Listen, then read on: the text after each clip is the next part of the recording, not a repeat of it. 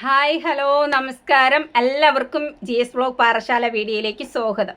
അപ്പോൾ ആദ്യമായിട്ട് ഞാൻ നിങ്ങളോട് പറയുകയാണ്, പ്രബിൻ ഓക്കെ ആയിട്ട് സന്തോഷമായിട്ട് ഹാപ്പി ആയിരിക്കുന്നുണ്ട്. ഇന്നത്തെ ദിവസം പ്രബിന് കുറച്ച് നേരം പുറത്ത് നടക്കാനൊക്കെ പോയി അവൻ്റെ കാലൊക്കെ ഒന്ന് രക്ത ഓട്ടത്തിനുള്ള ആ ഒരു എക്സസൈസൊക്കെ ചെയ്യുന്നുണ്ട്. ഇന്ന് നടന്നു.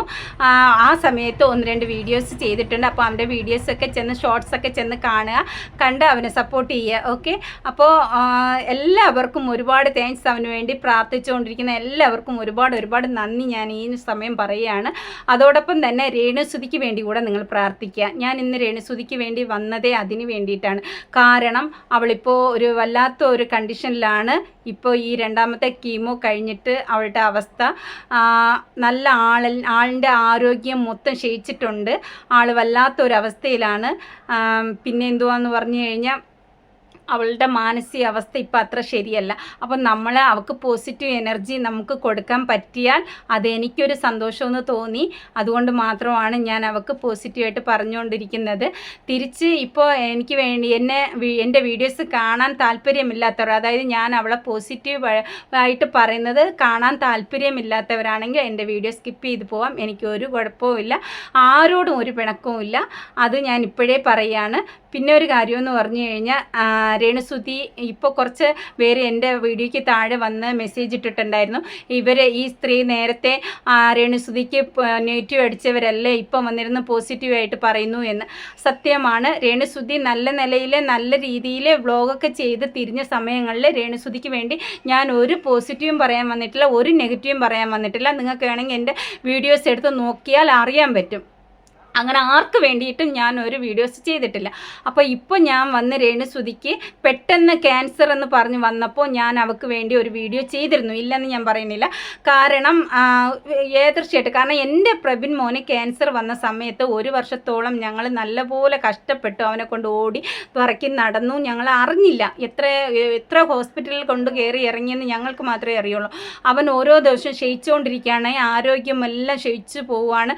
ഭക്ഷണം കഴിക്കുന്നില്ല, വെള്ളം കുടിക്കുന്നില്ല, അവനെ കൊണ്ട് പറ്റുന്നില്ല, നടക്കാൻ പറ്റുന്നില്ല. അങ്ങനെയൊക്കെയുള്ള കാര്യങ്ങളൊക്കെ വന്ന് ഞങ്ങൾ ശരിക്കും പെട്ടുപോയി. ഒരുപാട് ദിവസങ്ങളോളം ഓരോരോ ഹോസ്പിറ്റലായിട്ട് കൊണ്ടുപോയി. അവിടെ നിന്നൊന്നും കണ്ടുപിടിച്ചില്ല. ലാസ്റ്റ് മെഡിക്കൽ കോളേജിൽ ഒരു സർജറി ചെയ്ത് നോക്കി, എന്നിട്ടും കണ്ടുപിടിച്ചില്ല. അതിനുശേഷമാണ് 1-2 പേര് ഡോക്ടർമാർക്ക് സംശയം തോന്നിയിട്ട് മാത്രമാണ് ചെക്ക് ചെയ്ത് നോക്കിയപ്പോഴാണ് ഈ ഒരു അസുഖമാണെന്ന് കണ്ടുപിടിക്കുന്നത്. അപ്പോൾ അത്രമേൽ നമ്മൾ കൊണ്ട് ഓടിയിട്ടാണ് കണ്ടുപിടിക്കുന്നത്. ഇത് ഒരു സുപ്രഭാതത്തിൽ രേണുസുതി ക്യാൻസർ ആണെന്ന് വന്ന് പറഞ്ഞപ്പോൾ എനിക്കത് ഉൾക്കൊള്ളാൻ കഴിഞ്ഞില്ല എന്നുള്ളത് സത്യം തന്നെയാണ്. അതിനെ ചൊല്ലിയാണ് ഞാൻ വീഡിയോ ചെയ്തത്. പിന്നെ ഞാൻ കുറച്ച് കൂടുതലായിട്ട് രേണുസുതിയെക്കുറിച്ച് അന്വേഷിക്കാൻ തുടങ്ങിയപ്പോഴാണ് രേണുസുതിക്ക് അസുഖമുണ്ടെന്ന് ഞാൻ അറിയുന്നത്. അറിഞ്ഞതിന് ശേഷം ഒരു വീഡിയോ പോലും ഞാൻ രേണുസുതിക്ക് നെഗറ്റീവായിട്ട് ചെയ്തിട്ടില്ല. അതാണ് സത്യം. അറിഞ്ഞതിന് ശേഷം രേണുസുതിക്ക് റിയലായിട്ട് ക്യാൻസർ എന്നുള്ള അസുഖം ഉണ്ടെന്ന് അറിഞ്ഞതിന് ശേഷം അതാദ്യം മനസ്സിലാക്കുക. എനിക്ക് എല്ലാവരോടും മെസ്സേജ് ഇട്ട് ഇതുപോലെ പറയാൻ പറ്റില്ല. അതുകൊണ്ടാണ് ഞാൻ ഇങ്ങനൊരു വീഡിയോയിൽ കൂടി ഈ ഒരു കാര്യം നിങ്ങളെ അറിയിക്കുന്നത്. ഇനി എനിക്ക് പറയാനുള്ളതെന്ന് പറഞ്ഞാൽ, ഇന്നലെ രേണുസുതിയുടെ ബെസ്റ്റ് ഫ്രണ്ടായ സജീന ഇന്നലെ രേണുസുതിയെ കാണാൻ പോയിരുന്നു. കണ്ട സമയത്ത് അവൾ അവിടെ കണ്ട കാര്യങ്ങൾ പറഞ്ഞപ്പോൾ സത്യം പറഞ്ഞാൽ എനിക്ക് സങ്കടം വന്നു. കാരണം രേണുസുതിയുടെ കാര്യങ്ങൾ പറയുന്ന ആ ഒരു വീഡിയോ ഞാൻ കേട്ടപ്പോൾ എനിക്ക് എൻ്റെ പ്രബിൻ്റെ ഓർമ്മയാണ് വന്നത്. പ്രബിന് ഇതുപോലെ നല്ല ഒരു കണ്ടീഷനായി ഇരുന്ന സമയങ്ങളിൽ ഇതേപോലെയായിരുന്നു. നല്ല സ്കെൽറ്റ് ആയിരുന്നു പ്രബിന്. നല്ല രീതിയിൽ കയ്യോ കാലോ മുഖമോ ഒന്നുമില്ലാത്ത ഒരവസ്ഥ. എല്ലിൽ മാംസം ഒട്ടിവെച്ച ഒരവസ്ഥയായിരുന്നു. ആ ഒരു അവസ്ഥയിലിരിക്കുന്ന ഒരു കുട്ടിയെ എനിക്ക് ഫീൽ ചെയ്യുന്നുണ്ട്. ഞാൻ എൻ്റെ കണ്ണുകൊണ്ട് കണ്ടതാണ്. അപ്പോൾ രേണുസുതി ഇപ്പോൾ ഇരിക്കുന്ന അവസ്ഥ എനിക്കത് അവർ പറയുമ്പോൾ തന്നെ എനിക്കത് മനസ്സിൽ ഉൾക്കൊള്ളാൻ കഴിയുന്നുണ്ട്. അതുകൊണ്ടാണ് എനിക്ക് സങ്കടം തോന്നിയിട്ടാണ് ഈ ഒരു വീഡിയോ ആയിട്ട് ഞാനിപ്പോൾ നിങ്ങളെ മുന്നിൽ വന്ന് നിങ്ങളെ കൂടെ അറിയിക്കാൻ വേണ്ടിയാണ്.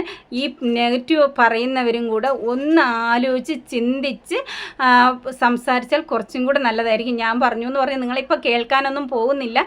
എന്നാലും എനിക്ക് പറയാനുള്ള കാര്യം ഞാൻ പറയണമെന്ന് തോന്നി, അതുകൊണ്ട് പറഞ്ഞു. അത്രയേ ഉള്ളൂ. നിങ്ങളുടെ ഇഷ്ടം എൻ്റെ ഇഷ്ടമല്ല, എല്ലാം നിങ്ങളുടെ ഇഷ്ടമാണ്.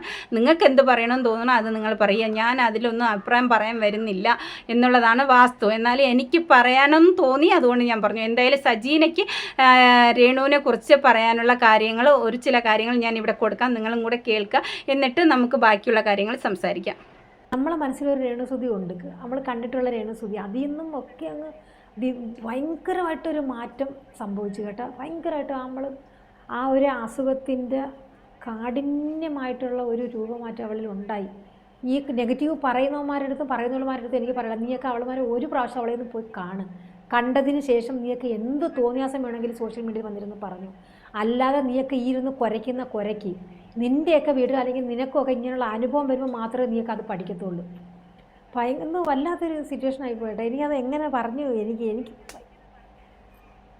സ്തംഭിച്ചു പോയി, ഞാൻ കണ്ടിട്ട് സ്തംഭിച്ചു. പിന്നെ ഏറ്റവും വലിയൊരു വിഷമം എന്താണെന്ന് പറഞ്ഞാൽ ആ കയ്യിലിട്ടിരുന്ന പിക്ക് ലൈൻ അത് ഊരി, ഇവിടെ മൊത്തം കൈയുടെ ഇവിടെ ഇത്രയും സൈഡ് അങ്ങ് പൊട്ടി അങ്ങ് അളിഞ്ഞ് ഇൻഫെക്ഷനായി, ഭയങ്കരമായിട്ട് അങ്ങ് ഇൻഫെക്ഷനായി ഇവിടെ അങ്ങ്. അതുകൊണ്ട് ആ വേദന സഹിക്കാൻ പോയതുകൊണ്ട് അത് ഊരി. ഇനി ഈ മാസം ലാസ്റ്റാണ് അടുത്ത കീമോ. അതിന് പോകുമ്പോൾ ഇനി ഇടത്തെ കയ്യിൽ അവർ വെക്കുമെന്നാണ് പറഞ്ഞതെന്ന്. ഇപ്പോഴത്തെ കയ്യിലോട്ടായിരിക്കും ചേച്ചി ചിലപ്പോൾ ഇനി വെക്കുന്നതെന്ന്. കാരണം ആ ഭാഗം ഇത്ര അപ്പം നിങ്ങളിത് കേട്ടല്ലോ. കാരണം രേണുസുതിക്ക് നെഗറ്റീവായിട്ട് പറയണവരുടെ വീടുകളിൽ ഈ ഒരു അസുഖം വന്നാൽ മാത്രമേ അവർക്കറിയുള്ളൂ. പക്ഷെ വരാതെ ഇരിക്കട്ടെ, വന്നു കഴിഞ്ഞാൽ വളരെ സങ്കടകരമായ ഒരു അവസ്ഥയായിരിക്കും. അത് നമ്മൾ അറിഞ്ഞതുകൊണ്ട്, ഞാൻ എൻ്റെ ജീവിതത്തിൽ നേരിട്ട് അറിഞ്ഞതുകൊണ്ട് മാത്രമാണ് ഞാനിത് നിങ്ങളോട് പറഞ്ഞു തരുന്നത് കേട്ടോ. അപ്പോൾ നിങ്ങൾക്ക് എന്ത് പറയണമെന്ന് തോന്നുന്നോ അത് നിങ്ങൾ പറഞ്ഞു, എനിക്ക് കുഴപ്പമില്ല, അതെല്ലാം നിങ്ങളുടെ ഇഷ്ടമാണ്. എന്തായാലും ഈ ഒരു അസുഖം ആർക്കും വരാതെ ഇരിക്കട്ടെ, ദൈവം നിങ്ങളെ അനുഗ്രഹിക്കട്ടെ എന്നാണ് എനിക്ക് പറയാനുള്ളത്.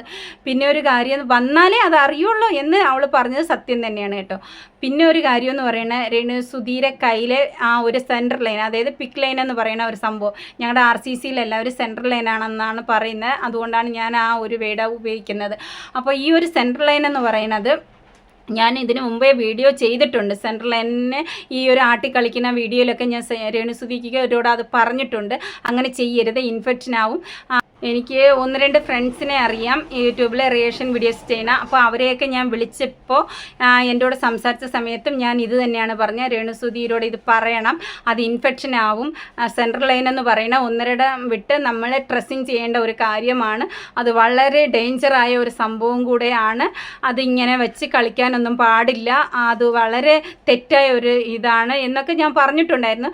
പക്ഷേ അതൊക്കെ അവൾ അറിഞ്ഞോ ഇല്ലയോ എന്നൊന്നും എനിക്കറിയില്ല. പക്ഷേ ഞാൻ വീഡിയോസും ചെയ്തിരുന്നു അതിനെക്കുറിച്ച്. കാരണം എന്നാന്ന് പറഞ്ഞു കഴിഞ്ഞാൽ, എൻ്റെ മോന് ഈ ഒരു സെൻട്രൽ ലൈൻ ഇടാൻ വേണ്ടി ഡോക്ടർ പറഞ്ഞ സമയത്ത് 22-23 കിലോ വെയിറ്റേ ഉള്ളൂ. വെയിറ്റ് കുറഞ്ഞവർക്കാണ് കൂടുതൽ ഇടുന്നത്. ആരോഗ്യ പ്രതിരോധ ശക്തി തീരെ ഇല്ലാത്തവർക്കാണ് ഈ ഒരു സെൻട്രൽ ലൈൻ ഇടുന്നത് തന്നെ. അപ്പോൾ അതുകൊണ്ട് തന്നെ എൻ്റെ മോന് വേണ്ടി ഇടാൻ പറഞ്ഞപ്പോൾ ഞങ്ങളത് നല്ലപോലെ ഡോക്ടറോട് എതിർക്കാനും കാരണം ഇതാണ്. 1-2 വിട്ട് നമ്മൾ ഈ സെൻട്രൽ ലൈൻ ഇട്ടിരിക്കുന്ന ആ ഒരു ഭാഗം ഡ്രസ്സിങ് ചെയ്ത് കൊടുക്കണം, ഇൻഫെക്ഷൻ ആവാതെ. എപ്പോഴും അത് ക്ലീൻ ചെയ്ത് അതൊരു ബ്രൗൺ ഒരു സ്റ്റിക്കറുണ്ട്, ആ സ്റ്റിക്കർ ഇട്ട് നമ്മൾ ചുറ്റി കെട്ടി കൈ അത്രയും ഭാഗം ഈ ബ്ലാസ്റ്റ് ഇട്ട് വെച്ചേക്കില്ലേ, അതേപോലെ നമ്മൾ ഡ്രസ്സിങ് ചെയ്ത് വെച്ചേക്കേണ്ട ഒരു കാര്യമാണ്. ഓൾറെഡി ഡ്രസ്സിങ് ചെയ്താണ് വെച്ചിരിക്കുന്നത്, അതിൻ്റെ പുറത്തുകൂടിയുള്ള കാര്യമാണ് ഞാൻ പറയുന്നത്. അപ്പോൾ ഇതൊക്കെ ചെയ്തില്ലെങ്കിൽ വളരെ അതൊരു ഇൻഫെക്ഷനിലേക്ക് കൊണ്ടുവിടും. അതല്ല എന്ന് പറഞ്ഞിട്ടുള്ള ഒരു അവസ്ഥയാവും. അതുകൊണ്ട് ഞാൻ നേരത്തെ തന്നെ ഇതിനെക്കുറിച്ചൊരു വീഡിയോ നിങ്ങളോട് ചെയ്തതാണ്. അപ്പം എന്തായാലും ആ ഒരു കാര്യം ശ്രദ്ധ കുറവ് കൊണ്ടാണ് അവിടെ ഇൻഫെക്ഷൻ ആയെന്നാണ് എനിക്ക് പറയാനുള്ളത്. കാരണം കുറച്ചും കൂടെ നല്ല രീതിയിൽ ശ്രദ്ധിച്ചിരുന്നെങ്കിൽ ഈ ഒരു ഇൻഫെക്ഷൻ ആവില്ല. എനിക്കറിയാം, ആ ഒരു ഡ്രസ്സിങ് ഇളക്കിയെന്നൊക്കെ പറഞ്ഞപ്പോൾ തന്നെ ആ ഒരു ഭാഗം എനിക്ക് കാണാൻ കഴിയുന്നുണ്ട്. കാരണം ഞാൻ RCCയിൽ ഒത്തിരി പേരെ കണ്ടിട്ടുണ്ട്. എൻ്റെ മോന് അഡ്മിറ്റായിരുന്ന സമയങ്ങളിൽ ഒരു കുട്ടിക്ക്, അതായത് എൻ്റെ മോൻ്റെ ഏജിലുള്ള ഒരു കുട്ടി തന്നെയാണ്, അവന് സെൻട്രൽ ലൈൻ ഇട്ട് അവിടെ ഇൻഫെക്ഷനായി അത് ഊരി മാറ്റിയപ്പോൾ, അത് മാറ്റാൻ വേണ്ടിയിട്ടാണ് അവനെ അഡ്മിറ്റ് ചെയ്തത്. ആ സമയത്ത് അത് ഊരി കഴിഞ്ഞപ്പോൾ അവിടെ തുഴ പോലെയാണ്, അതായത് അത്രയ്ക്ക് ഭയങ്കരമായിട്ടുള്ള ആ ഒരു ഇൻഫെക്ഷനും കാര്യങ്ങളും, പിന്നെ വല്ലാത്തൊരു വലിയ ഒരു സംഭവം തന്നെയാണത്. തുഴഞ്ഞിട്ടുള്ള ഒരു സംഭവമാണ്. 2-3 ദൂരമൊക്കെ അവിടെ ഇവിടെ കിടക്കും. അങ്ങനെ ഞാനത് എൻ്റെ കണ്ണുകൊണ്ട് കണ്ട കാര്യം ആയതുകൊണ്ടാണ് ഞാൻ ഇത് പറയുന്നത്. രേണുസുധിയുടെ ഇപ്പോഴത്തെ അവസ്ഥ അത് എനിക്ക് മനസ്സിലാക്കുന്നുണ്ട്, ആരെക്കാളും കൂടുതലായിട്ട് എനിക്കത് മനസ്സിലാക്കാൻ കഴിയുന്നുണ്ട്. അതുകൊണ്ടാണ് ഞാനത് പറയുന്നത്. അവളെ നേരിട്ട് കാണാതെ തന്നെ എനിക്കത് മനസ്സിലാവുന്നുണ്ട് എന്നാണ് ഞാനത് പറഞ്ഞത്, എൻ്റെ അർത്ഥം കേട്ടോ. അപ്പോൾ അതുകൊണ്ട് രേണുസുധി ഇനി അടുത്ത കയ്യിൽ അടുത്ത കീമോയ്ക്ക് തൊട്ട് മുന്നേ സെൻട്രൽ ലൈൻ ഇടണമെന്ന് പറഞ്ഞതുകൊണ്ട് ഞാൻ പറയുകയാണ്, വളരെയധികം ശ്രദ്ധിക്കുക. ഇനിയെങ്കിലും ആ സെൻട്രൽ ലൈൻ ഇട്ട് കഴിഞ്ഞാൽ നമ്മൾ പുറത്തു നിന്നാണ് ആ ഒരു സ്റ്റിക്കറൊക്കെ വാങ്ങേണ്ടത് കേട്ടോ. നമുക്ക് RCCയില്ലായിരുന്നു, പുറത്തു നിന്നാണ് അത് വാങ്ങണത്. അപ്പോൾ അത് അവർ ഡ്രസ്സ് ചെയ്ത് തരും നമുക്ക്. അത് പോയിട്ട് നമ്മൾ വീട്ടിൽ വന്നതിന് ശേഷം അതൊന്ന് കവർ ചെയ്ത് കംപ്ലീറ്റും കവർ ചെയ്ത് ബ്ലാസ്റ്റ് ഇടും പോലെ ചുറ്റിക്കെട്ടി വെക്കുക. എന്നിട്ട് 1.5 വിട്ട് ഒരു ദിവസം കഴിഞ്ഞ് ഒരു ദിവസം ആകുമ്പോൾ നമ്മളത് കൊണ്ടുപോയി വീണ്ടും ഡ്രസ്സ് ചെയ്യുക.